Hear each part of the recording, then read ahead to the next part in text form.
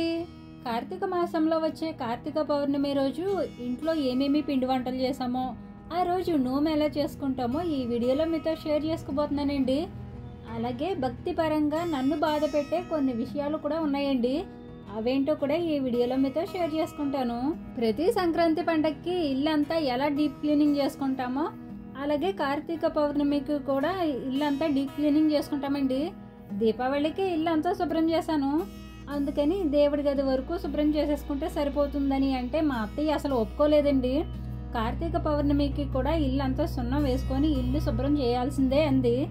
సరేనని ఇల్లంతా సున్నం వేసేసి శుభ్రం చేసేసాను. ఆ రోజు మా అత్తయ్య ఉదయం స్నానం చేసేసి సాయంత్రం టిఫిన్ కోసం మజ్జిగ పునుకులు వేసేసి బూరెలు కూడా వండేసింది. ఈలోగా కాకినాడ వెళ్ళే పని ఉంటే మా వారు నేను కలిసి కాకినాడ వెళ్ళాము. వచ్చేటప్పుడు పూజకి కావలసిన పళ్ళు పువ్వులు కూడా తెచ్చేసుకున్నాము. మేము బయటకు వెళ్ళి ఇంటికి వచ్చేసరికి అత్తయ్య చాలా వరకు బూరెలు వండేసింది. అత్తయ్య బూరెలు చేస్తుంటే సిరి ఏమో పూర్ణాలు చేసింది. ఆ రోజు చాలా వరకు అత్తయ్య అన్ని పనులు చేసుకుందండి. పిల్లలు చిన్న చిన్న పనులు హెల్ప్ చేశారు. 2 వారాల నుండి నాకు హెల్త్ సరిగా ఉండట్లేదండి. అయినా సరే మొండుగా చేస్తున్నాను. ఈ వీడియో రికార్డ్ చేసేటప్పుడు కూడా బాడీ ఏమో పడుకోమని చెప్తుంది, మనసేమో సండే వీడియో పెట్టాలి కదా అంటుంది. నా కోసం, నా మాటల కోసం ఎదురు చూసే వాళ్ళు ఉంటారు కాబట్టి ఎలాగోలాగా ఓపిక చేసుకొని ఈ వీడియో అయితే రికార్డ్ చేశాను. అసలు నాకేమైందో తెలుసుకుందామని హాస్పిటల్కి వెళ్ళానండి. వెళ్ళి థైరాయిడ్ టెస్ట్, బ్లడ్ టెస్ట్ అన్ని టెస్టులు చేపించేసుకున్నాను. అన్నీ బాగానే ఉన్నాయి. శుభ్రంగా తిని బాడీకి కొంచెం రెస్ట్ ఇమ్మని చెప్పారు. రెస్ట్ అనేది నా డిక్షనరీలోనే లేదని మనసులో అనుకున్నాను. అంటే కావాలని తీసుకోకపోవడం కాదండి, రెస్ట్ తీసుకుందామని కొంతసేపు పడుకున్నానే అనుకోండి. ఆ పడుకున్నంతసేపు ఈ పని అవ్వలేదు, ఆ పని అవ్వలేదు, ఆ ఆర్డర్ ఎప్పుడు పంపించాలో, ఈ ఆర్డర్ ఎప్పుడు పంపించాలో, సండే వచ్చేస్తుంది, వీడియో పోస్ట్ చేయాలి, పోపుల డబ్బాలో ఆవాలు అయిపోయాయి, ఉప్పు డబ్బాలో ఉప్పు అయిపోయింది, ఉదయం టిఫిన్ చేశాను, మధ్యాహ్నం కూర ఏం వండాలో, ఇవే మైండ్లో కదులుతూ ఉంటే రెస్ట్ తీసుకునే కంటే లేచి పని చేసుకోవడం బెటర్ అనిపిస్తుంది. థైరాయిడ్ టెస్ట్ ఎందుకు చేయించుకున్నానంటే ఇప్పుడు కామన్గా లేడీస్కి థైరాయిడ్ వస్తుంది కదండి, ఎందుకైనా మంచిది కదా అని థైరాయిడ్ టెస్ట్ చేయించుకున్నాను. లక్కీగా ఇప్పటి వరకు అయితే హెల్తీగానే ఉన్నానండి. ఇలానే ఉండాలంటే డాక్టర్ గారు చెప్పినట్టే రెస్ట్ తీసుకోవడం చాలా అవసరం. అందుకని హెల్తీగా ఉండడానికి ఇంకొంచెం జాగ్రత్తగా ఉంటాను. ఏ పండుగ వచ్చినా సరే ఇల్లంతా నీట్గా క్లీన్ చేసేసుకొని ఇంటి ముందు ముగ్గులు ఎంత అందంగా పెడతానో మీ అందరికీ తెలుసు కదండి. అయితే పౌర్ణమి రోజు మాత్రం చాలా సింపుల్గా, ఏ హడావిడి లేకుండా నార్మల్గానే చేశానండి. కార్తీక పౌర్ణమి రోజు 365 ఒత్తులు వెలిగించుకుంటాం కదండి. ఆ ఒత్తులు వెలిగించుకోవడానికి పెరట్లో ఉన్న లోటస్ పాండ్కి అత్తయ్య పూలతో డెకరేట్ చేసింది. సిరి ఏమో తులసమ్మ దగ్గర శుభ్రం చేసేసి తులసమ్మకి రాత్రోళ్ళకి పసుపు కుంకాలతో బొట్లు పెట్టేసి చక్కగా ముగ్గులు కూడా పెట్టేసింది. పండగల టైంలో సిరి చాలా హెల్ప్ చేస్తుందండి. దేవుడి మందిరాన్ని శుభ్రం చేయాలన్నా, దేవుడి పటాలన్నీ తీసి శుభ్రం చేసి బొట్లు పెట్టాలన్నా సిరినే చేస్తుంది. కార్తీక పౌర్ణమి రోజు ఇంట్లో అందరం ఉపవాసం ఉంటామండి. 2 సంవత్సరాల నుండి పిల్లలు కూడా ఉపవాసం ఉంటున్నారు. ఉండమని బలవంతం ఏమీ చేయమండి, వాళ్ళు ఇష్టపూర్వకంగానే ఉంటారు. ఉపవాసం ఉన్న రోజు మా అత్తయ్య అయితే మంచినీళ్ళు కూడా తాగకుండా ఉదయం నుంచి సాయంత్రం వరకు అలానే ఉంటుందండి. మేమైతే వాటర్ తాగేస్తామండి. కటిక ఉపవాసమైనా ఉండకూడదటండి.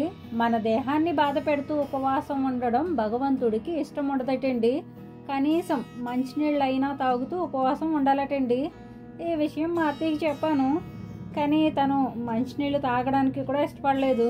ఇక మధ్యాహ్నం అత్తయ్య బూరెలు వండేసిన తర్వాత ఫ్లోర్ మాప్ పెట్టేసి వాకిట్లో కల్లాపి చల్లి ముగ్గులు పెట్టేసి సాయంత్రం 4:30కి శివాలయానికి వెళ్ళామండి.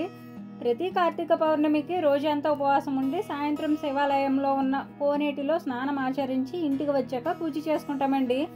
అలా ఆ రోజు కోనేటిలో స్నానం చేయడానికి శివాలయానికి వెళ్ళాము. ఆ రోజు శివాలయం అయితే అస్సలు ఖాళీ లేదండి. శివాలయం మొత్తం భక్తులతో కిటకిటలాడిపోయింది.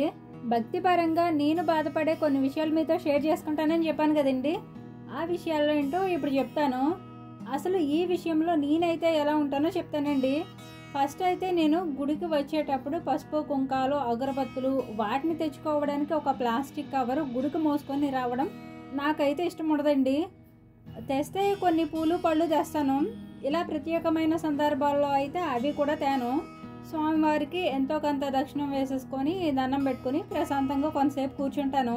అలాగే కోనేటిలో స్నానం చేయాల్సి వస్తే ఇంటి దగ్గరే స్నానం చేసి ఉతికిన బట్టలు కట్టుకొని అప్పుడు కోనేటి స్నానం చేస్తానండి. మా ఇంట్లో వాళ్ళకి కూడా నేను అదే చెప్తాను. ఈ విషయాలు ఎందుకు చెప్తున్నానంటే, కోనేటిలో స్నానం చేయడం అంటే 2-3 రోజులు కట్టుకున్న బట్టలతో గుడికి వచ్చే ముందు స్నానాలు చేయకుండా బాత్రూంలో స్నానం చేసినట్టు సబ్బులు షాంపూలు పెట్టి మాసిన బట్టలతో కోనేటిలో స్నానం చేసి తడి బట్టలతో దర్శనం చేసుకొని గుడి మొత్తం ప్లాస్టిక్ కవర్లతోనూ ప్లాస్టిక్ బాటిల్స్తోనూ నింపేస్తున్నారు. కోనేటిలో సబ్బులు షాంపూలు వాడకూడదని బోర్డులు పెడతారు, వాటిని ఎవరూ పట్టించుకోరు. అలాగే ప్లాస్టిక్ కవర్లు వాడకూడదని కూడా బోర్డులు పెడతారు. చదువుకోలేని వారికైతే వాళ్ళకి తెలియదు కాబట్టి చెప్పినా అర్థం కాకపోవచ్చు. కానీ చదువుకున్న వాళ్ళు కూడా మనం ఒక దేవాలయంలో ఉన్నామనే కామన్ సెన్సే ఉండట్లేదు. చాలా మంది ఇళ్లలో గొప్ప గొప్ప చదువులు చదువుకున్న పిల్లలు ఉంటారు, చదువుకోలేని తల్లిదండ్రులు ఉంటారు. అలాంటి వారు ఇలాంటి వాళ్ళకి గుడికి వెళ్లే ముందు స్నానం చేసి వెళ్ళాలని కూడా చెప్పరు. చదువు అంటే కేవలం ఉద్యోగాల కోసమో సంపాదన కోసమో చదివిస్తున్నారు తప్ప మన సంస్కృతి సంప్రదాయాల గురించి కానీ మంచి మర్యాదల గురించి కానీ ఇలాంటి ఒక పవిత్రమైన స్థలానికి వచ్చినప్పుడు ఆ స్థల పురాణం ఏంటో తెలుసుకొని ఇది ఒక దేవాలయం అని తెలుసుకొని కొంచెమైనా విలువిస్తే బాగుంటుందనిపిస్తుంది. ఏవైనా వ్యర్థ పదార్థాలు ఉంటే చెత్త డబ్బాల్లో వేయండి అని చెత్త వేసుకునే డబ్బాలు కూడా పెడతారు. ఎవరో 100 మందిలో ఒకరు మాత్రమే ఆ డబ్బాలో వేస్తారు. మిగిలిన చెత్త అంతా ఆ గుడి ఆవరణం చుట్టూ ఎక్కడ పడితే అక్కడే పడేస్తారు. ఈ మధ్య కోనేటి చుట్టూ శివలింగాలు పెడుతున్నారు. ఎందుకంటే ప్రతి భక్తుడు శివలింగానికి తనే స్వయంగా అభిషేకం చేసుకునే అదృష్టాన్ని కల్పించాలని. ఆ అభిషేకం చేయడానికి వాడే నీళ్లు కోనేటిలోనివే. అది చూసైనా కోనేటిలో నీరు పరిశుభ్రంగా ఉంచుతారా అనుకుంటే తెచ్చినవన్నీ కోనేటిలోనే వేసి నీరు మొత్తం కలుషితం చేస్తారు. ఆ నీరే శివలింగానికి అభిషేకం చేస్తారు. ఒకప్పుడు గుడికి వెళ్తే ఎంతో ప్రశాంతంగా అనిపించేది. ఇప్పుడు గుడికి వెళ్ళాలంటే చేసే చాదస్తాలు చూడలేక గుడికి వెళ్ళాలనిపించట్లేదు. పవిత్రమైన స్థలమైన పర్యాటక స్థలమైన మనుషులు వెళ్ళకపోతే ఆ ప్రదేశం చాలా పవిత్రంగా ఉంటుంది. కానీ ఒక్కసారి మనిషి ఆ చోటుకి వెళ్ళడం మొదలు పెడితే ఖచ్చితంగా ఆ ప్లేసు పెంట పెంటగానే తయారవుతుంది. అది భూమండలమైనా సరే చంద్రమండలమైనా సరే. ఇది నేను ఆవేశంతో చెప్పట్లేదండి.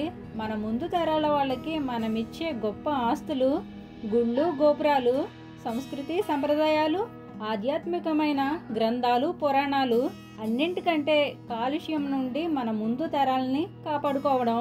మన పూర్వీకులు చెప్పినవి ఆచరించడంలో తప్పలేదండి. కానీ సంప్రదాయాల్ని గుడ్డిగా అనుకరించడం కంటే అర్థం చేసుకుని ఆచరించడం మేలని నాకు అనిపించి 100 మందిలో ఒక్కరికైనా వీటిపై ఎంతో కొంత అవగాహన వస్తుందని ఈ విషయాలు షేర్ చేశాను. నాకు ఉప్పు దీపాల కోసం ఉసిరి దీపాల కోసం తెలియదండి. అందుకే కార్తీక మాసం సందర్భంగా గుడికి వెళ్ళిన ప్రతిసారి భక్తిపరంగా నన్ను బాధ పెట్టే విషయాలేంటో చెప్పాను. గుడికి వెళ్ళి పుణ్యం చేస్తున్నారో పాపం చేస్తున్నారో ఆ భగవంతుడికే తెలియాలి.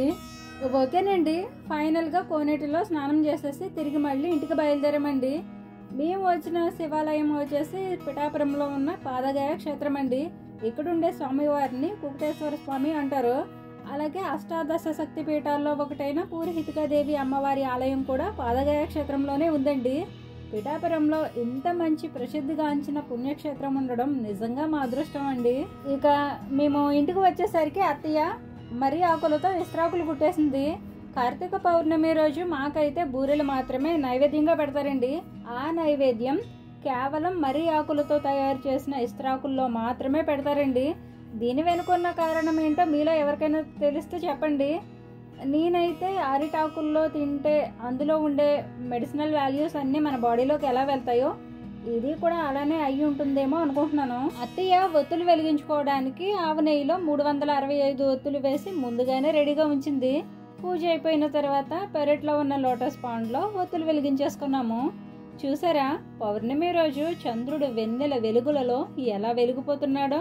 చంద్రుడితో పాటు మేము వెలిగించిన దీపాలు కూడా దివ్య కాంతులతో వెలిగిపోయాయి.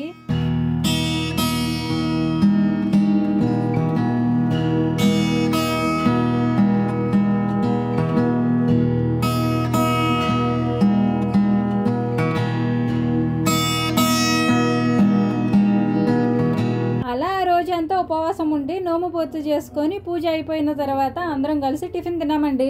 టిఫిన్ వచ్చేసి మజ్జిగ పునుకులు చేసుకున్నాము. ఓకేనండి, నా హెల్త్ బాగాలేక కొన్ని విషయాలు మాత్రమే మీతో షేర్ చేసుకోగలిగాను. మరి ఈ వీడియోలో మా నోములు అలాగే గుడికి వెళ్ళిన ప్రతిసారి నా మనసులో బాధపడే కొన్ని విషయాలు మీతో షేర్ చేసుకున్నాను. మరి ఈ వీడియోపై మీ అభిప్రాయం ఏమిటో కామెంట్ చేసి మీకు ఈ వీడియో నచ్చితే తప్పకుండా లైక్ చేయండి. మరో మంచి వీడియోతో మళ్ళీ వస్తాను. ఉంటానండి. నమస్తే.